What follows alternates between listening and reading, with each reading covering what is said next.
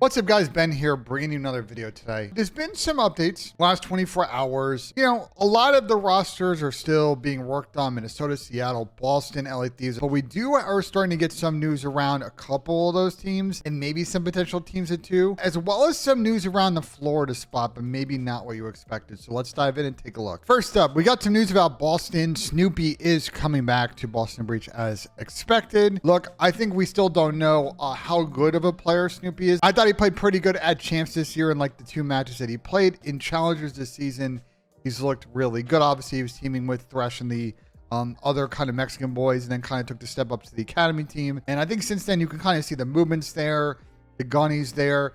Still got to work on decision making, still got to work on sort of pace of game. But I think he's a really good prospect. And as far as sub players go, I really like this move from Boston to keep him and really start to, I think, build a squad around him to really figure out how to develop and get the best out of Snoopy. But unfortunately, with the Boston camp, I just don't think everything last season was what it seems. And a couple of the players used to be on the team have put out some reactions. And I got to be honest, I think a lot of this is very immature out of them. Salty that they didn't, retain their spots on the team. You got Kremp with the mind blown gif, as well as this reaction image from Joe Awakening.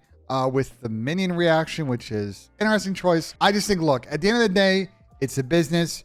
You could say what you want about Kremp and Big Wake. I think they're solid players, but Boston's deciding to go in a different direction. They're not included, and they look to be very upset. The problem is these guys are still trying to get spots in the league. So if I'm a GM of another franchise team or an owner, and I kind of see this, and I'm starting to think like maybe they were the problem with the team. Maybe they're part of the reason why that team never got better. Maybe they're the reason why that team was great online. They got to land and they were just, a non-factor. So I think for both these players, look, you can be upset about these moves. You can be upset about not retaining your spots. Just be very careful about how you message on social media. Because to be honest, looking at both these players, I'm thinking they have a lot of work to do on the maturity side, because these are very immature responses to a young player getting an additional chance and them not being included in that. All right, we're starting to get some team of two news. We obviously have talked about one kind of squad, which is sort of like Alec, Illy, maybe Kyler, maybe Standy, Big Wake kind of situation. Here's another team of two that's happening now. Austin and Priestahh likely team of two. Now, as you may recall from a couple of days ago, Preston's not continuing on with the New York subliners, and they look to be picking up Sib, who's a free agent coming over from Seattle. So it's not surprising that Austin and Preston are potentially going to team together. They have been on a team before. Last was LA Thieves, 100 Thieves back in Black Ops 4. That team did win a couple of chips and got runners up at champs. So they were a very good squad when Preston came over from FaZe. I think the mindsets work well. I think it's an AR duo likely, because I assume Preston's a flex in the situation.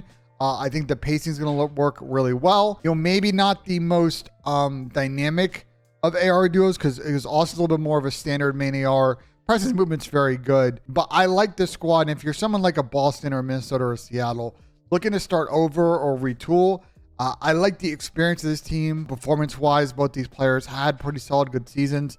Austin played well for FaZe, obviously got dropped, but I think more that has to do with sort of where FaZe wanted to go with the flex position and moving MC to main. And Preston obviously won 3 events this year, including champs, and played pretty good. So I like this AR duo. I think they're going to get a lot of interest from teams, and we'll see they start to be included in full team rumors here coming soon. And our last piece of news, it's looking like the Miami Heretics project, or rather potential merger, may be falling through. So the Miami Heretics account, which people discovered back in April, tweeted this broken heart image. And the Mutineers account may be having a little bit of fun on Twitter, retweeting it with their own response in Spanish. So very interesting. And it really sparks a lot of questions. So if we go to, and this website's going to be kind of weird. This is the U.S. Trademark Office. I don't know how to pronounce it. The USPTO.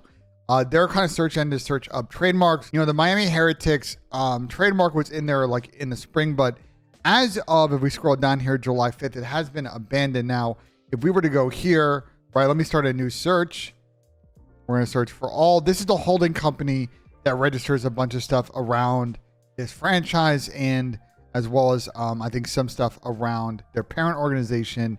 You will see that the Florida Mutineers trademark was actually re-upped on July 4th of this year. So It seems like at the moment they're going to stick as the Florida Mutineers. Now, I think the question that we all have is, okay, are they still going to go with the Spanish team, or are they going to potentially like maybe kind of build around Vickle and maybe bring one of their players back?